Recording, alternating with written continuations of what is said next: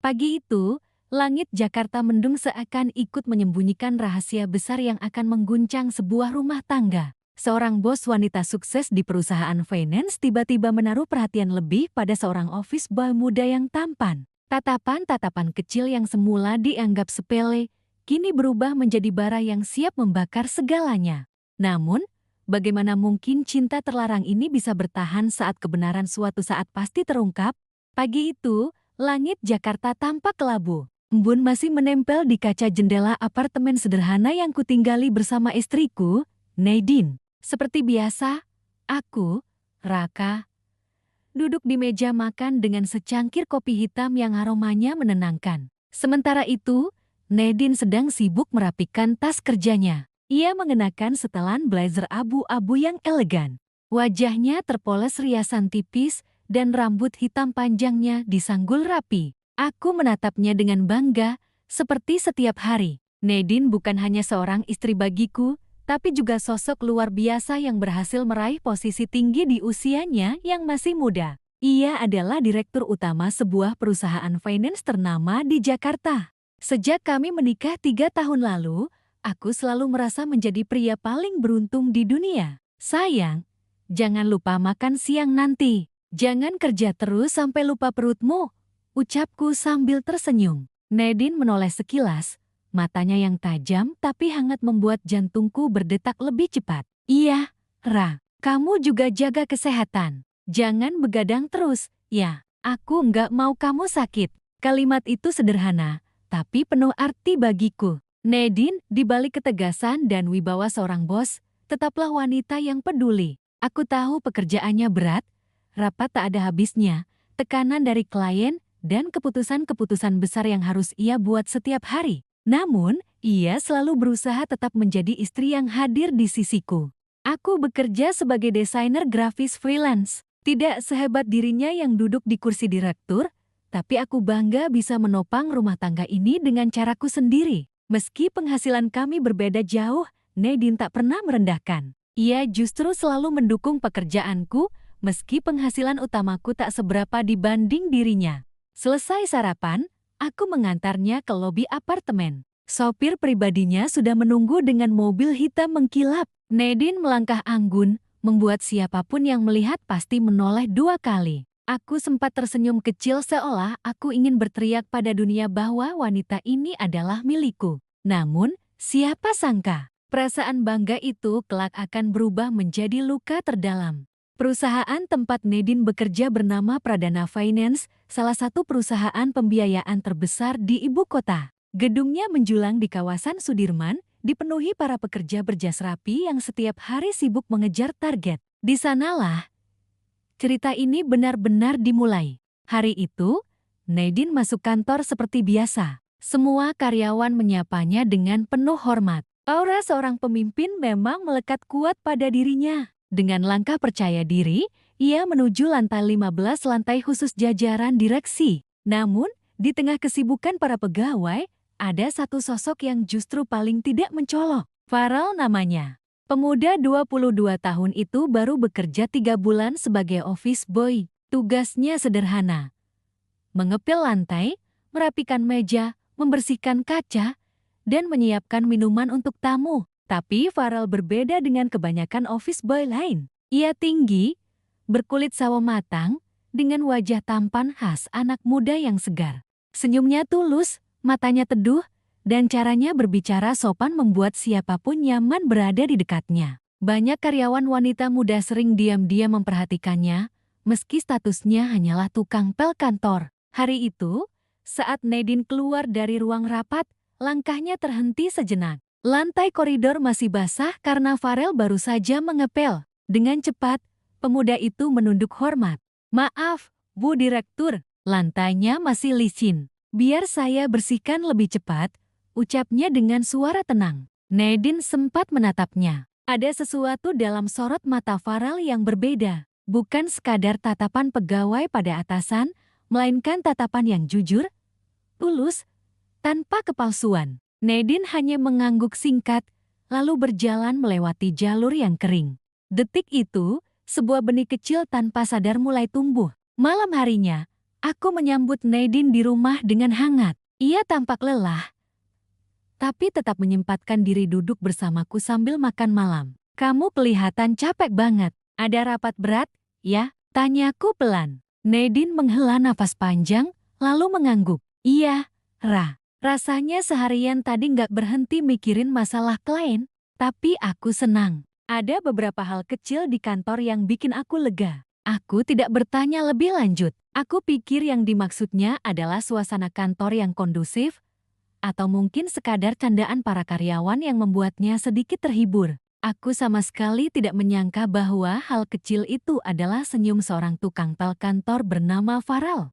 Aku menatapnya penuh cinta. Yang penting kamu jangan terlalu memforsir diri. Ingat, kamu bukan robot. Kamu istri aku, dan aku nggak mau kamu jatuh sakit. Nadine tersenyum tipis. Kamu selalu bikin aku tenang, Terima kasih. Ucapan itu membuatku semakin yakin bahwa rumah tangga kami baik-baik saja. Aku tidak pernah sedikit pun menduga bahwa di balik keanggunan istriku akan muncul kegelisahan hati yang sulit ia kendalikan. Hari berganti hari, hubungan antara Nadine dan Farel di kantor mulai sering berpapasan. Entah kenapa, setiap kali ia melihat pemuda itu bekerja dengan tekun, ada perasaan hangat yang menyelinap tanpa izin. Farel sendiri tidak pernah berlebihan. Ia tetap profesional sebagai tukang pel. Tapi justru kesederhanaan sikapnya itu yang membuat Nadine berbeda dalam memandangnya. Di sisi lain, aku masih sibuk dengan pekerjaanku sebagai desainer grafis. Setiap malam, aku duduk berjam-jam di depan laptop, mengutak-atik desain untuk klien. Kadang aku tidak menyadari bahwa istriku duduk termenung di ruang tamu. Ada dunia baru dalam hatinya yang mulai tumbuh, tapi aku buta akan semua itu. Mungkin inilah awal dari badai besar yang akan datang. Badai yang akan meruntuhkan kebanggaan seorang suami dan mengguncang kehidupan pernikahan yang selama ini kuanggap sempurna. Hari-hari di kantor selalu penuh dengan hiruk-pikuk. Suara dering telepon, derap sepatu hak tinggi di lantai marmer, percakapan karyawan yang terburu-buru sambil menenteng berkas, semua itu adalah rutinitas yang biasa ditemui di Pradana Finance. Sebagai direktur utama, Nadine menjadi pusat perhatian. Ia adalah simbol kedisiplinan, kecerdasan, dan kewibawaan. Setiap keputusan yang ia ambil menjadi acuan. Setiap perintahnya tak pernah dibantah. Semua orang segan kepadanya. Namun, ada satu sosok yang justru tidak melihatnya sebagai bos besar yang ditakuti. Sosok itu adalah Farel. Pemuda itu selalu menyapanya dengan sopan, tapi tanpa rasa canggung berlebihan. Nadine menyadari, tatapan Farel berbeda dengan karyawan lain yang seringkali dipenuhi rasa gugup. Tatapan Farel tenang, jujur, seolah memandang dirinya hanya sebagai manusia biasa, bukan direktur hebat. Itu yang membuat Nadine merasa nyaman. Suatu siang, setelah rapat panjang yang menguras tenaga, Nadine berjalan menuju pantry. Ia ingin sekadar meneguk air dingin. Namun, langkahnya terhenti ketika melihat Farel sedang sibuk menata gelas di rak. Lengan kemeja putihnya digulung, menampakkan otot-otot lengan yang terbentuk dari kerja keras sehari-hari. Siang, Bu Direktur, sapa Farel sambil menunduk sedikit. Nadine tersenyum tipis. Sedang sibuk? Farel, sedikit.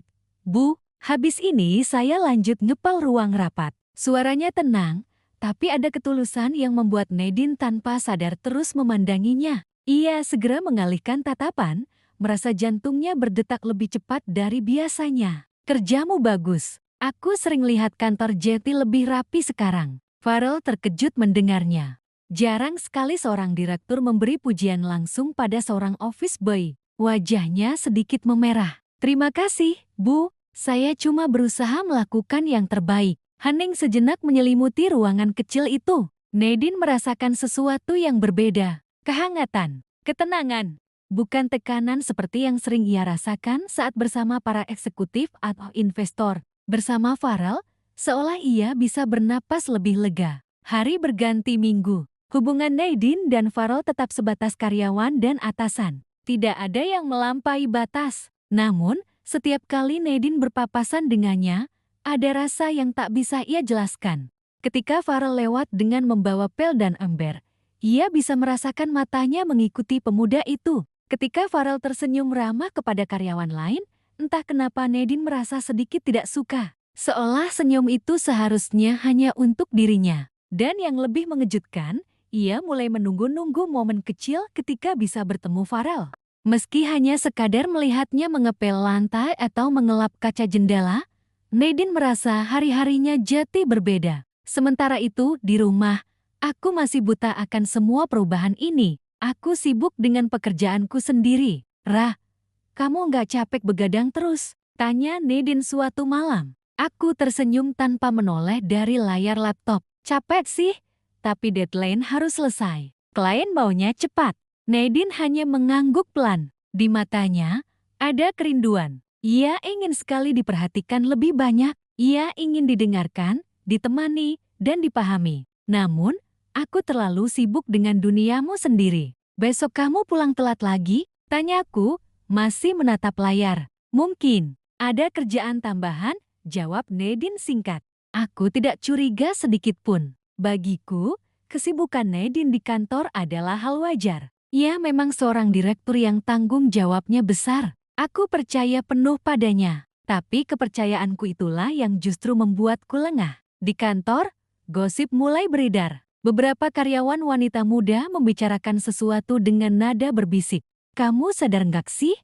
Bu Direktur sering banget senyum kalau ketemu Farel? Iya, aku juga lihat. Padahal biasanya beliau jarang ramah sama anak bawah, apalagi OB. Masa iya Bu Nadine bisa suka sama dia? Bisikan itu belum sampai ke telinga Raka.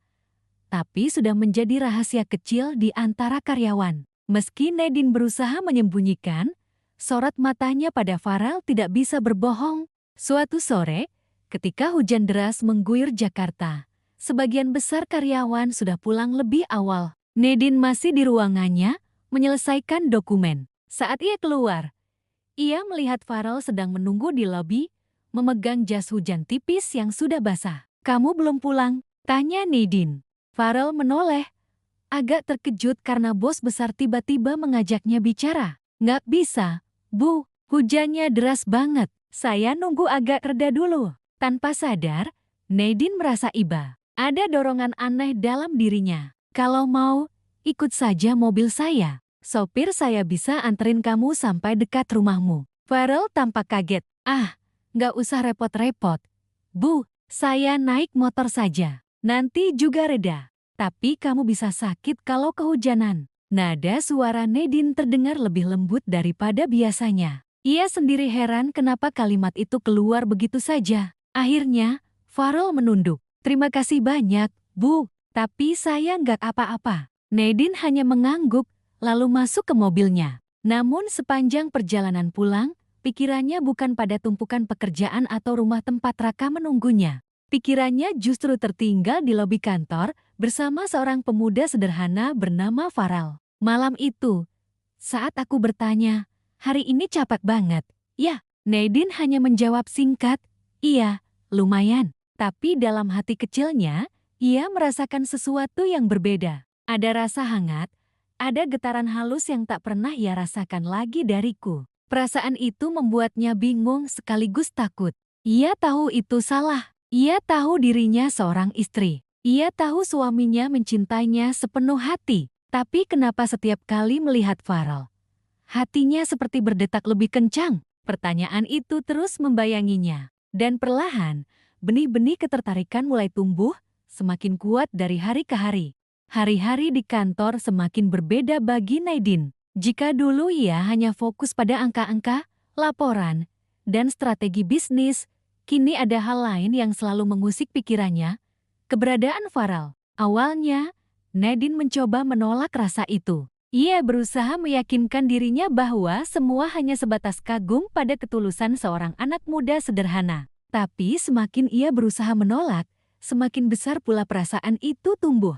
Setiap kali Farel lewat di depan ruangannya, matanya tak bisa berhenti mengikuti. Setiap kali pemuda itu menyapanya dengan senyum ramah, ada getaran lembut di hatinya. Dan setiap kali ia mendengar suara Farel yang tenang saat menjawab panggilan kecil dari karyawan lain, Nadine merasa aneh seolah ia ingin suara itu hanya terdengar untuk dirinya. Suatu sore, Nadine sedang menatap layar laptop dengan wajah tegang. Rapat dengan investor membuat kepalanya pening. Ia menekan pelipis, berusaha meredakan pusing. Tepat saat itu, pintu ruangannya diketuk pelan. "Permisi, Bu, saya bawakan teh hangat." Suara Farel terdengar. Nadine mengangkat wajahnya. Di hadapannya berdiri Farel dengan nampan sederhana berisi segelas teh. Bukan tugasnya untuk melayani direktur, biasanya itu pekerjaan resepsionis. Tapi karena resepsionis sedang cuti, Farel menggantikannya. "Terima kasih,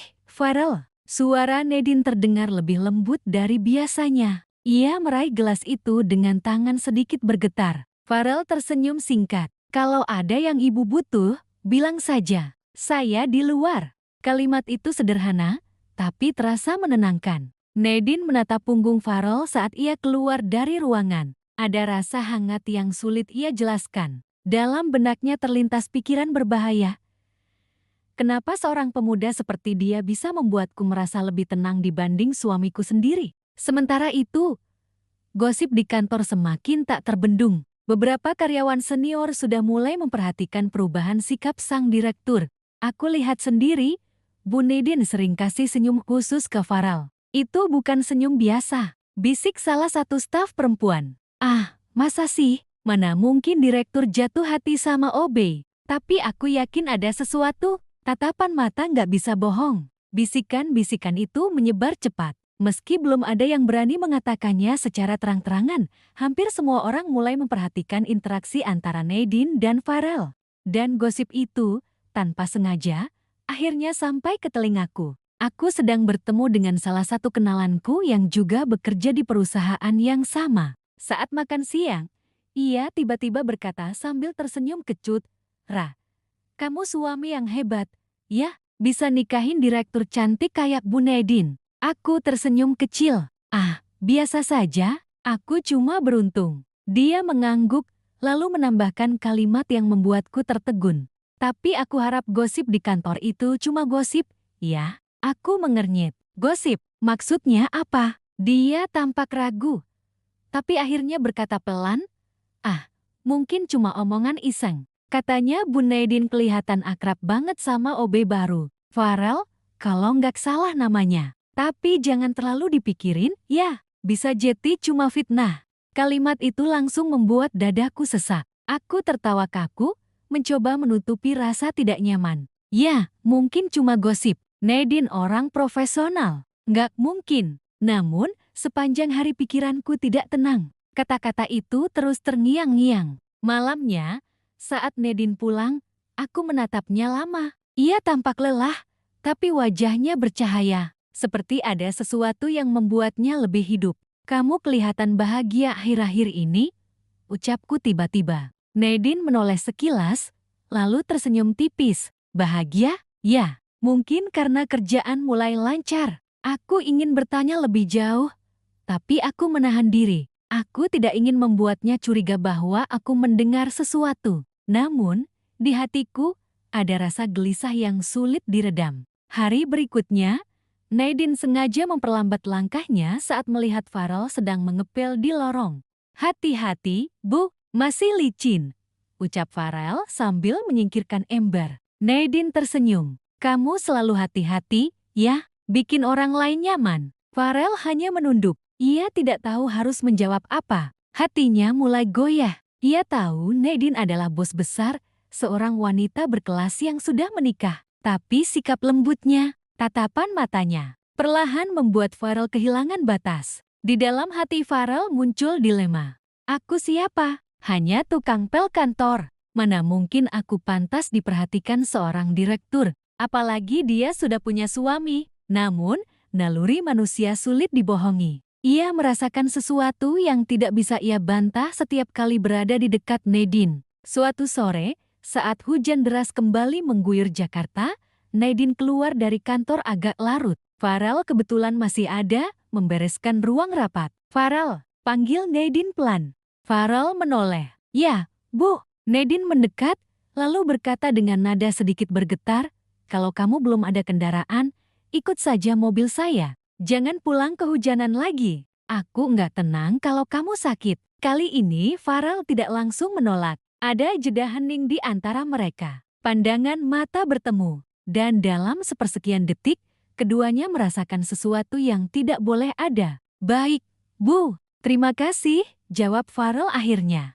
Mobil hitam itu meluncur di jalanan basah. Sopir di depan, Nadine dan Farel duduk di belakang. Tidak ada percakapan panjang, hanya keheningan yang penuh ketegangan. Tapi justru disitulah perasaan keduanya semakin nyata. Sementara itu, aku di rumah terus menunggu dengan perasaan was-was. Ponselku beberapa kali ingin kugunakan untuk menelpon Nadine, tapi kutahan. Aku tidak ingin terlihat seperti suami yang curiga berlebihan. Namun, rasa tidak enak di dadaku semakin kuat. Ketika akhirnya Nadine pulang, aku tersenyum memaksakan diri. Telat banget hari ini, sayang. Nadine mengangguk sambil mengganti sepatu. Iya, ada rapat tambahan. Hujan juga bikin jalanan macet. Aku hanya mengangguk, tapi hatiku mulai retak. Kata-katanya terdengar logis, tapi entah kenapa aku merasa ada yang disembunyikan. Hari-hari berikutnya, kebohongan kecil itu terus berulang.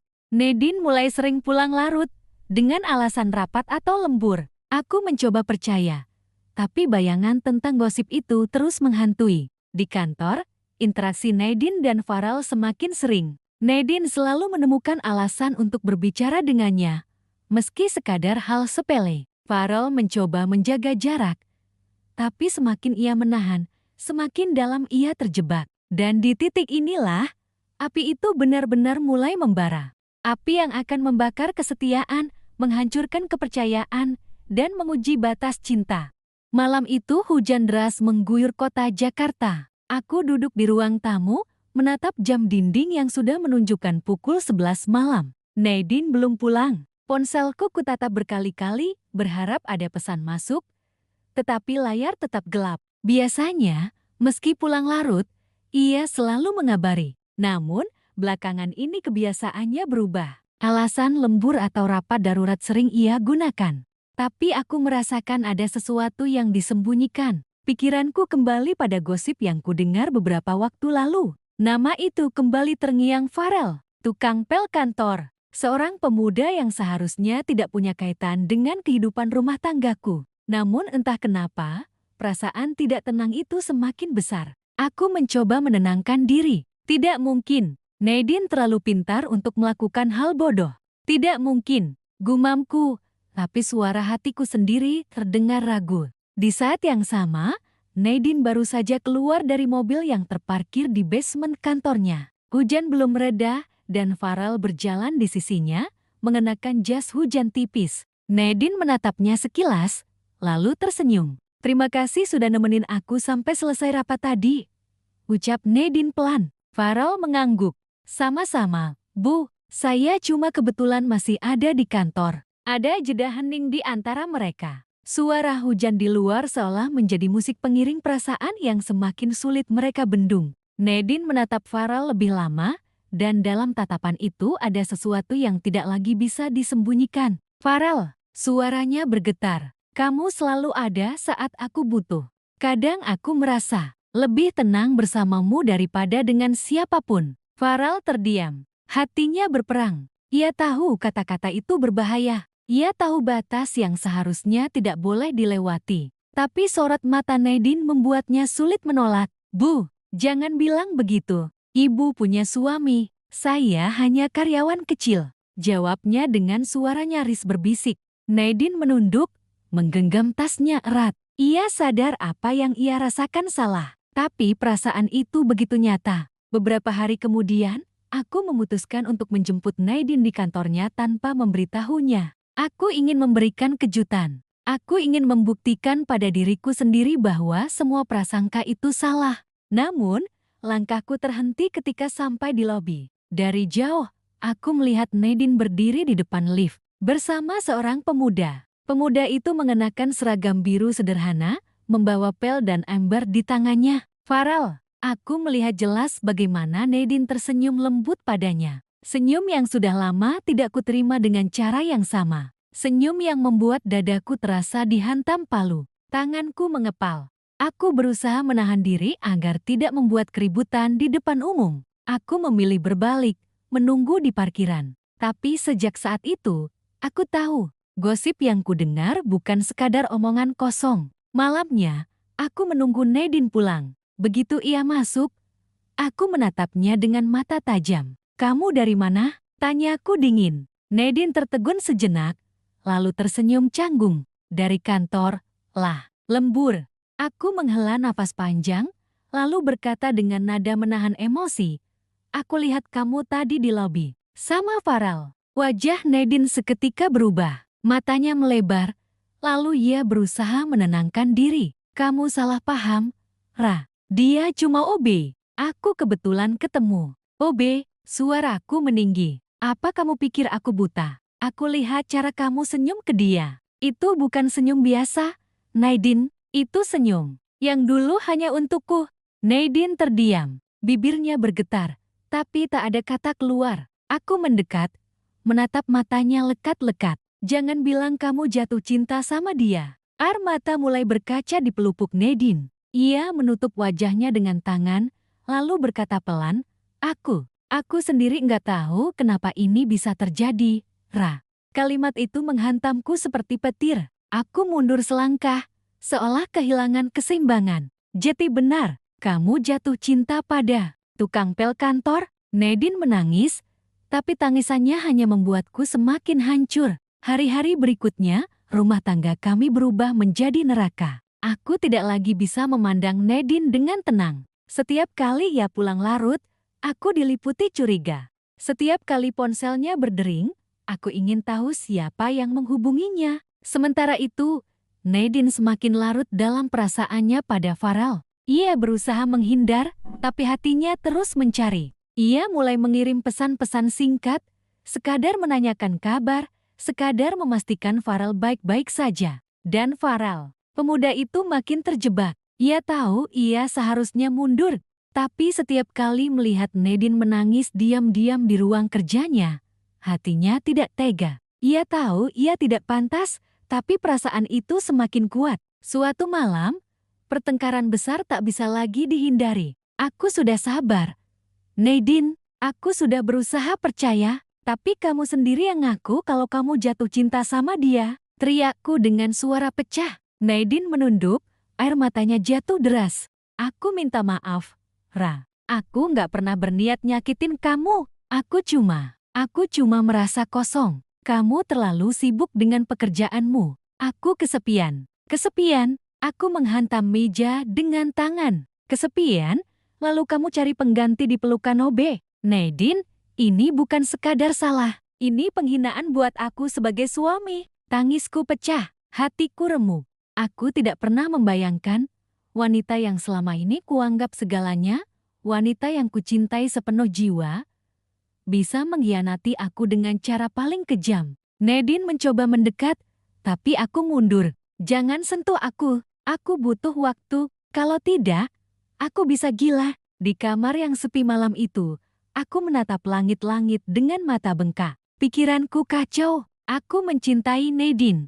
Tapi bagaimana bisa aku bertahan jika hatinya sudah bukan milikku? Di sisi lain, Nadine duduk di ruang tamu, menangis pilu. Ia sendiri tidak mengerti kenapa dirinya bisa jatuh sejauh ini. Ia tahu cintanya pada Farel salah, tapi ia juga tahu hatinya tidak bisa berbohong. Dan di tempat lain, Farel terbaring di kamarnya yang sederhana. Ia menutup wajah dengan bantal, berusaha menolak bayangan tentang Nadine. Namun, setiap kali ia menutup mata, wajah wanita itu justru semakin jelas. 3 hati kini terjebak dalam pusaran perasaan terlarang. Dan api konflik sudah membakar habis kepercayaan yang dulu pernah ada.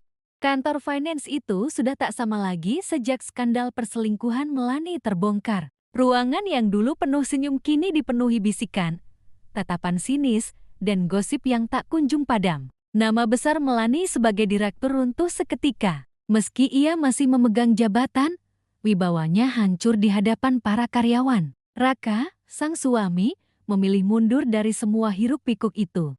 Ia sudah terlalu lelah, terlalu hancur hatinya untuk terus berpura-pura kuat. Malam-malamnya kini dipenuhi sepi, hanya ditemani suara detak jam dinding yang semakin menyakitkan. Setiap kali ia menatap cermin, wajahnya sendiri terlihat asing. Apakah aku terlalu gagal sebagai suami? hingga istriku mencari cinta di tempat lain? Pertanyaan itu terus menghantui pikirannya. Sementara itu, Melani hidup dalam penyesalan yang tak kunjung reda. Wajah Arga pemuda yang sempat membuatnya buta arah tak lagi ada di sisinya. Arga dipecat dan pergi tanpa kabar, meninggalkan jejak luka, sekaligus penyesalan yang mendalam. Melani mencoba menghubungi, tapi nomor itu tak lagi aktif. Sosok muda yang dulu menjadi pelarian kini hilang entah kemana. Namun, bukan itu yang paling membuat Melani tersiksa. Yang paling menghantam jiwanya adalah tatapan suaminya yang dingin, hampa, seolah-olah semua cinta telah mati. Raka tak lagi bicara dengan suara hangat. Kata-katanya singkat, penuh jeda, bahkan kadang hanya berupa anggukan tanpa emosi. Di ruang makan suatu malam, Melani mencoba membuka percakapan. "Mas, bolehkah aku bicara?" Suaranya bergetar, matanya penuh harap. Raka menatapnya sejenak, lalu kembali menunduk menatap piring. "Bicaralah." Air mata Melani mengalir. "Aku menyesal. Aku terlalu bodoh, membiarkan godaan merusak segalanya. Tapi hatiku sebenarnya hanya milikmu. Aku tak ingin kehilanganmu, Mas." Raka meletakkan sendok dengan pelan, menatap istrinya. "Namun tatapan itu tak lagi sama. Kau sudah kehilangan aku sejak kau memilihnya. Apapun yang kau katakan sekarang, tak akan menghapus rasa sakit itu." Hening. Udara di ruangan itu begitu berat, seakan setiap kata menggantung di udara tanpa arah. Melani terisak, berusaha meraih tangan suaminya. Namun Raka menarik tangannya perlahan, menolak tanpa kata. Sakit itu lebih tajam daripada ribuan pisau. Hari-hari berlalu, hubungan mereka kian renggang. Raka mulai jarang pulang, lebih sering menghabiskan waktu di luar rumah. Entah di kantor kecilnya, entah sekadar berjalan tanpa tujuan. Ia tak lagi ingin menatap wajah yang dulu dicintainya dengan sepenuh hati. Melani sendiri mencoba memperbaiki diri. Ia mendatangi seorang ustazah, meminta bimbingan. Ia mulai rajin beribadah, memohon ampunan, berharap suatu hari pintu maaf suaminya terbuka. Tapi meski doa-doa panjang ia panjatkan, hati Raka tetap dingin. Luka itu terlalu dalam, terlalu membekas. Sampai suatu malam, Raka akhirnya berkata dengan suara tegas tapi penuh luka, "Mel, kita sudah terlalu jauh. Aku tak bisa terus hidup dalam bayangan pengkhianatan ini. Maafkan aku. Tapi aku ingin kita berpisah." Kata itu menghantam Melani bagaikan petir. Tubuhnya gemetar. Bibirnya bergetar tanpa bisa mengeluarkan kata. "Tapi Mas, jangan. Tolong, aku bisa berubah." Raka menggeleng, matanya berkaca-kaca. "Kau memang bisa berubah, tapi hatiku sudah tak lagi sama. Aku mencintaimu dulu dengan seluruh jiwaku. Tapi sekarang, cinta itu telah mati. Yang tersisa hanya luka." Tangisan Melani pecah malam itu begitu memilukan. Namun Raka tetap pada keputusannya. Beberapa minggu kemudian, perceraian mereka resmi tercatat. Raka pergi membawa hatinya yang hancur, berusaha memulai hidup baru. Sementara Melani tetap di kursi direkturnya, namun tak pernah lagi memiliki kebahagiaan. Wajahnya yang cantik kini pucat, matanya sayu. Semua prestasi, semua kekayaan, tak bisa menutup kosong di dalam hatinya. Dan Arga, entah di mana ia kini berada. Mungkin sedang mencoba melupakan semua, atau mungkin masih menyesali keputusannya sendiri. Yang pasti, jejaknya telah meninggalkan luka yang tak bisa disembuhkan. Akhirnya, cerita cinta ini berakhir dengan ironi. Seorang suami yang setia memilih pergi karena pengkhianatan. Seorang istri yang menyesal, namun terlambat. Dan seorang pemuda yang menjadi api, lalu pergi meninggalkan bara. Cinta, bila dikhianati, tak pernah bisa kembali utuh. Luka itu akan selalu membekas.